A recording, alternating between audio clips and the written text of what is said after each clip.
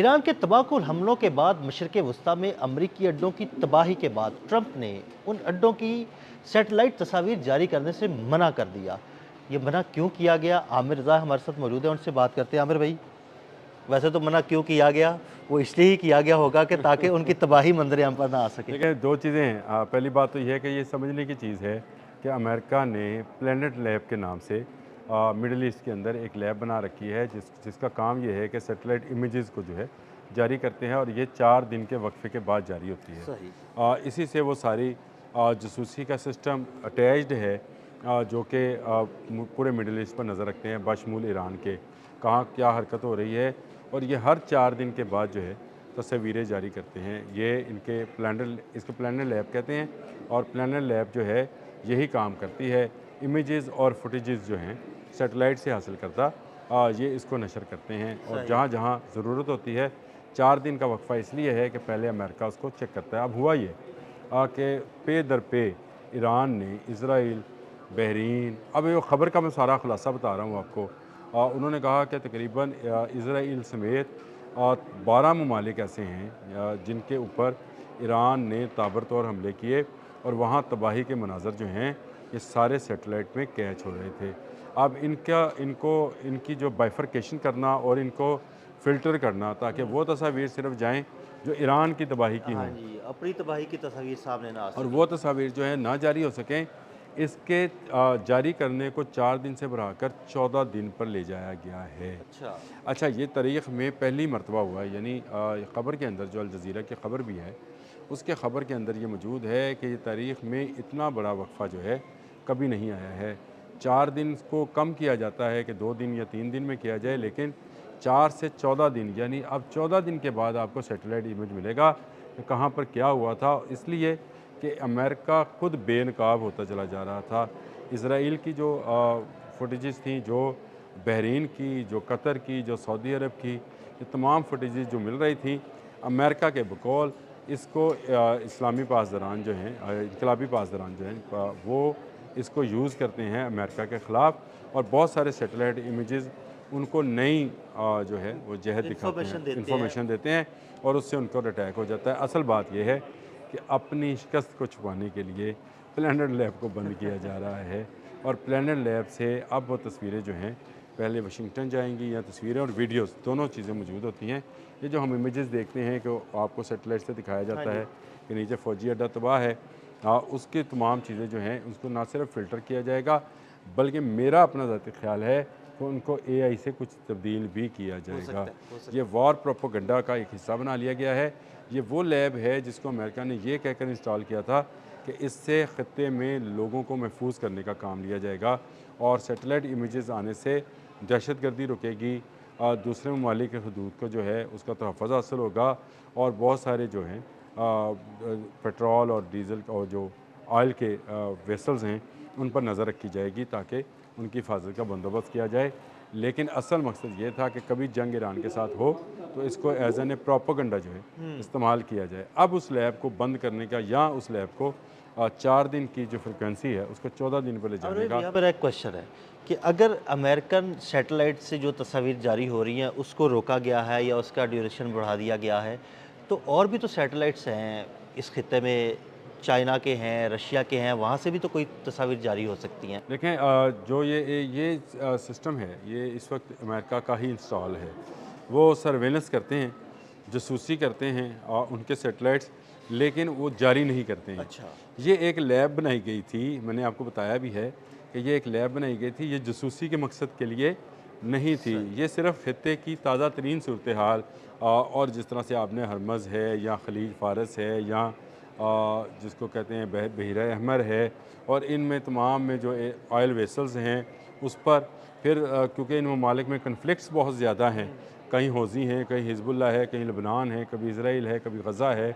इन तमाम चीज़ों पर एक लैब बनाई गई, जिसको ये कहा गया कि आपने हर 4 दिन के बाद मुख्तलिफ़ सैटेलाइट इमेजेस जो हैं उनको जारी करना है, ताकि जहाँ कहीं नकलो हम नक़्ल हमल हो उसका पता लग जाए। जो भी हरकत होगी उसका पता चल जाएगा, और उसको प्लान करके जो है उससे जो है महफूज रखा अब खुद को किया जा सकेगा।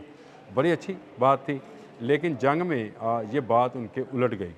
अब आप ये समझे कि क्या ख्याल है रशिया के सैटेलाइट इस वक्त फ़ज़ा में मौजूद नहीं है, बिल्कुल मौजूद है। चीन के भी मौजूद हैं, लेकिन वो जो सर्वेलेंस कर रहे होंगे वो इस मकसद के लिए नहीं कर रहे कि वो जारी करेंगे। हाँ, वो जारी करेंगे, वो ईरान को जारी करेंगे, बिल्कुल। वो आपको और हमें जारी नहीं करेंगे। ये तो पूरे वर्ल्ड के लिए था, ताकि बदलता मौसम हो या जोग्राफियाई जो है तब्दीलियाँ हों, उसको जो है मॉनिटर किया जा सके। इसीलिए जो तस्वीरें और वीडियोज़ आई, मैंने आपको एक वीडियो भेजी भी है जिसमें वो दिखा रहा है कि फ़लाँ डेट को इस जगह की ये सूरत हाल थी और फ़लाँ डेट को ये इस तरह से बदल रही। तो वो एक वीडियो जो है वो साथ साथ चल रही है। तो ये एक बड़ा जदीद सिस्टम था जिसको हर 4 दिन के बाद खित्ते के बहुत सारे ममालिक, अब आप कहेंगे जब पहले भी अमेरिका के पास जारी थी, खित्ते के बहुत सारे ममालिक को ये डाटा जो था फ्राहम किया जा रहा था। इसमें कोई ऐसी दूसरी चीज़ नहीं थी। जो जो लोग स्टेक होल्डर्स थे उनको भी ये डाटा जाता था। उसी डाटे को रोकने के लिए काम किया।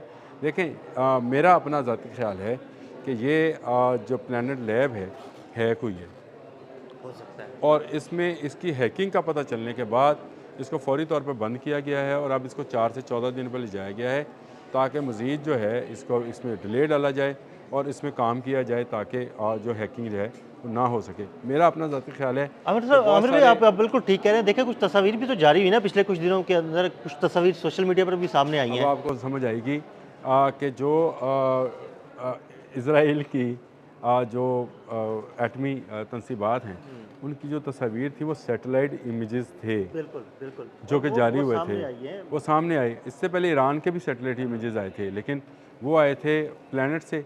और ये जो हैं ये किससे आए थे, इस पर हमने एक प्रोग्राम भी किया था और मैंने आपको बताया था कि चीन जो है, मेरा ख्याल है कि चीन इसमें इन्वॉल्व है, क्योंकि ईरान के पास ऐसी कोई टेक्नोलॉजी नहीं है कि इसराइल के न्यूक्लियर साइट्स की तस्वीर जो हैं इस क्लैरिटी के साथ जो है जारी की जा सकें। तो मेरा ख्याल है ये सारा मामला जो है अब खला तक जंग को जाने के मुतरादफ समझा जाएगा। ये एक ऐसी चीज़ है जिसको लेकर मैं समझता हूँ कि अमेरिका जो है अपनी शिकस्त को छुपाने की, ये कबूतर आपने जो एक है बात जो बिल्ली की देखकर आंखें बंद कर रहा है, ये कितनी आंखें बंद करेगा, क्योंकि इसराइल ने अपने मुल्क में ज़ख्मियों और मरने वालों की तस्वीर बनाने से मना किया है। कोई फुटेजेस आप वहाँ पे गिरने वाली बिल्डिंग्स भाई, की नहीं एक बना और सकते खबर हैं। सामने आई है कि इसराइल से हज़ारों की तादाद में लोग जो है ना वो निकल रहे हैं और उनको एयरपोर्ट पर रोका जा रहा है, ज़बरदस्ती की जा रही है। देखिए, बिन गौरियान जो है एयरपोर्ट बंद है, वहाँ पे से जो लोग निकलना चाह रहे हैं उनको रोका जा, ये मैंने चले ख़बर आपसे डिस्कस भी कर लेते हैं। इसराइल ने इसराइली प्योर इसराइली जो नेशनल हैं उनको बाहर सफ़र से मना कर मना दिया कर है। दिया, उन्होंने कहा जी आपको और इजाज़त जो नहीं होगी। जो ड्यूअल नेशनलिटी वाले हैं, जैसे कोई अमेरिकन जूश है, वो इसराइल में मौजूद था, उसको जाने की इजाज़त है। और उसमें से भी बेशतर लोग जो हैं वो ट्रैवल करेंगे बाय रोड और महफूज जगह से जाकर फिर वो अपने सफ़र का आगाज़ करेंगे। 63,000 के करीब लोग जो हैं वो जा चुके हैं इसराइल को छोड़कर, और बाकी कंपनीज जो हैं अपना काम समेट रही हैं, जैसे जैसे समेटती जाएंगी। लेकिन उन्होंने ये कहा कि कोई जो कोई इजरायली जो है, जो कि प्योर नेशनल है, हाँ जी, वो मुल्क से बाहर नहीं जो जाएगा। डुअल नेशनल नहीं वैसे है। आपका सवाल ये भी बनता है कि फिर बेंजामिन नेतन्याहू जो हैं वो बर्लिन कैसे गए थे और जहाज़ में कैसे सवार हुए थे। तो वो आपकी इतला के लिए अर्ज़ है कि वो पोलिश है, वो ओरिजिनली अच्छा, इसराइल का बंदा ही नहीं है। इसराइली इस पर किसी दिन बात करेंगे कि बेंजामिन नेतन्याहू जो है इसका असल नाम क्या है, कहाँ से ये आया और कैसे ये उसकी सियासत के अंदर दाखिल हुआ।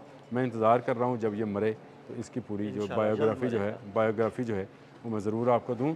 तो ये सैटेलाइट का मामला था, उस पर बात चल रही थी, उस पर मैं बरस बीले तस्करा ये भी बात आ गई। आपने कहा भाग रहे हैं लोग, वहाँ से भाग रहे हैं। अगर नेतन्याहू की फैमिली भाग रही है तो बाकी लोगों में क्या मज़ाक़ा है। लेकिन वहाँ पाबंदियाँ लगाई जा रही हैं कि आप बाहर भी नहीं जा सकते, आप उन्हीं बंकर्स के अंदर मरें जहाँ पर आपको रखा गया है। आज 11वां रोज़ है जंग का, और आप यूँ समझे कि 1 मार्च से कुछ लोग बंकर्स में ज़िंदगी बसर कर रहे हैं।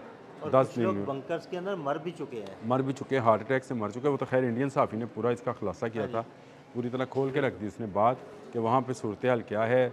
ज़ख्मियों की तादाद जो है वो दिन ब दिन बढ़ती चली जा रही है, हॉस्पिटल में अद्वियात की कमी होती चली जा रही है। आपने हरमुज़ बंद होने से जहाँ और बहुत सारा नुकसान होना है, इसराइल का ये भी नुकसान होना है। मैं आपको बता दूँ बिल्कुल ऐसे ही। कि वहाँ पर भी बहुत सारी पुरतैश सामान जो है इसी रास्ते से आता जाता था। इसके अलावा उनके खैफा के जो ऑयल डिपो है उस पर भी हमला हुआ है, वो भी बहुत बड़ा नुकसान है उनका। बिल्कुल, क्योंकि ये समझा यह जाता था कि ये बहरीन के बाद दूसरा बड़ा ऑयल फील्ड था जो अमेरिका को फीड करता था, हाँ जी। और ख़ुद इसराइल यहाँ से सारा अपना फ्यूल लेता था।